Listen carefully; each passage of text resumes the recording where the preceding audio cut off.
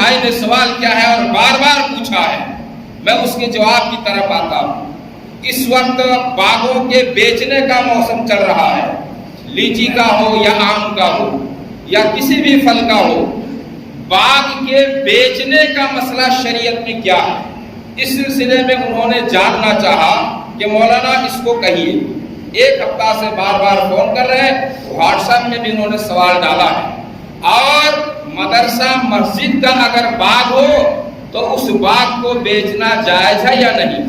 ہمارے کلیاچک کے ایک بڑے مولانا مفتی نے فتویٰ دیا ہے کہ مدرسہ کے باغ کا بیچنا جائز ہے، مدرسہ مسجد کے باغ کا بیچنا جائز ہے۔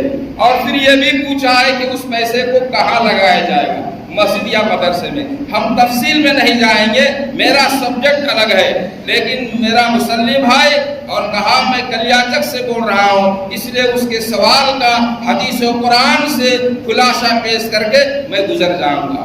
محترم حضرات، پہلی بات غور کیجیے گا، قرآن کریم سورہ انفال کی 112 نمبر میں اللہ رب العالمین نے کہا، نبیوں کو رسولوں کو حکم دے کے کہا کہ حلال کھانا۔ اور سورۃ البقرہ کی 172 نمبر آیت جو ہم نے آپ کے سامنے پڑھی، یا ایھا الذین آمنوا کلوا من طیبات ما رزقناکم، اللہ تعالیٰ نے کہا کہ لوگوں حلال روزی کھانا۔ ہم نے تمام انبیاء کو یہ حکم دیا، حضرت آدم سے لے کے محمد رسول اللہ تک اور ان کے امتیوں کو بھی ہم نے یہی کہا۔ کیا کہا؟ کلو طیبات پاکیزہ حلال روزی کھانا۔ اور حدیث میں آتا ہے، ان اللہ طیب لا یقبل الا طیبا، ان اللہ طیب لا یقبل الا طیبا، اللہ تعالیٰ پاک ہے، پوتر ہے، اور اللہ تعالیٰ پاکی ہی کو پسند کرتا ہے۔ آپ حرام کھا کے نماز پڑھیں گے، آپ کی نماز بھی نہیں ہوگی۔ حرام پیسہ لے کے زکوٰۃ دیں گے، زکوٰۃ بھی نہیں ہوگی۔ حرام پیسہ لے کے حج میں جائیں گے، حج بھی نہیں ہوگا، اللہ قبول ہی نہیں کرے گا۔ اور اس سلسلے میں مسلم شریف ایک لمبی روایت کا آخری ٹکڑا، ایک آدمی آتا ہے، اللہ اللہ قال رب ومطعمه حرام وملبسه حرام ومشربه حرام وغذي بالحرام فأين يستجاب۔ اللہ کے نبی کہتے ہیں، آتا ہے مسجد میں ہاتھ پھیلا کے اللہ اللہ اللہ کر کے دعائیں کرتا ہے، لیکن یہ شخص جو اللہ اللہ کر کے دعائیں کہتا ہے، پکارتا ہے، اس کا کھانا بھی حرام، اس کا پینا بھی حرام، اس کی غذا حرام، اس کا لباس حرام۔ فمن أين يستجاب، کہاں سے ان کی باتیں اللہ سنے گا؟ اللہ تو پاک پوتر کی باتیں سنتا ہے، یہ تو ناپاک ہے، یہ تو حرام رزق کھا کے نہیں آیا، کہاں سے اس کی باتیں سنے؟ محترم حضرات، ایک بات ذہن سے نکل گئی جو ہم نے آپ کے سامنے آیت پڑھی تھی، کیا کہ کذالک جعلنا لکل نبی عدوا شیاطین الجن والانس، شیاطین الانس والجن یوحی بعضهم بعضا زخرف القول وغرورا۔ یہ پرمپرا ہے، یہ دستور ہے اللہ رب العالمین کا، جب سے دنیا کو آباد کیا اور نبیوں کو بھیجا۔ کیا دستور ہے، کیا طریقہ ہے؟ شروع ہی سے ان نبیوں کے ساتھ، ان ولیوں کے ساتھ، ان رسولوں کے ساتھ، ان پیغمبروں کے ساتھ انسانوں کے کچھ نہ کچھ لوگ دشمن رہے ہیں۔ اور صرف انسانوں میں نہیں، شیاطین الانس والجن، جنوں میں بھی، جس طرح انسانوں میں نبی رسول کے دشمن رہے ہیں، جنوں میں بھی نبی رسول کا دشمن رہا۔ جنوں کی بات آپ کو سمجھنے کے لیے تھوڑا سا گہرائی میں آنا پڑے گا۔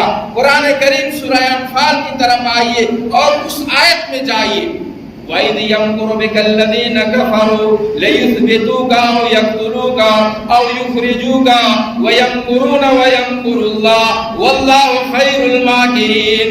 مکے میں ایک وقت تھا، ایک نہیں دو نہیں، 13 سردار اکٹھا ہوئے تھے اپنی تلوار لے کے اللہ کے رسول کا سر کاٹنے کے لیے۔ اس وقت کی بات ہے، اس سے پہلے میٹنگ ہوئی تھی۔ اس میٹنگ میں بڑے بڑے سردار لوگ تھے، مکے کے بڑے بڑے سردار تھے، ابو جہل بھی تھا، ابو لہب بھی تھا، شیبہ بھی تھا، عتبہ بھی تھا، طعیمہ بھی تھا، اخنس بن شریح بھی تھا، سارے بڑے بڑے سردار تھے۔ وہاں جنوں کی شکل میں بڑا لمبا جبہ پہن کے ایک جن بھی آیا تھا جس کو شیخ نجدی کہتے ہیں.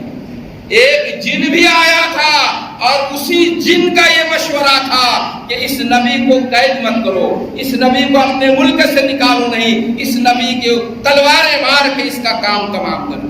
ہم تفصیل میں نہیں جاتے، آپ کو بتانا یہ چاہتے ہیں کہ جس طرح انسانوں میں نبیوں اور رسولوں کا دشمن رہا، جنوں میں بھی نبیوں اور رسولوں کا دشمن رہا، جیسا کہ یہ شیخ نجدی نے مشورہ دیا.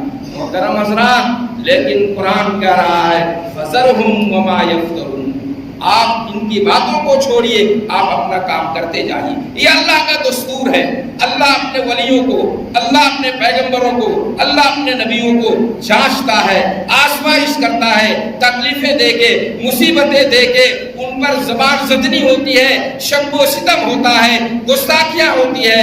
کہہ رہا فَذَرْهُمْ، برداشت کر لو، ہم اسی نبی کی ولی ہیں، ہم برداشت کریں گے.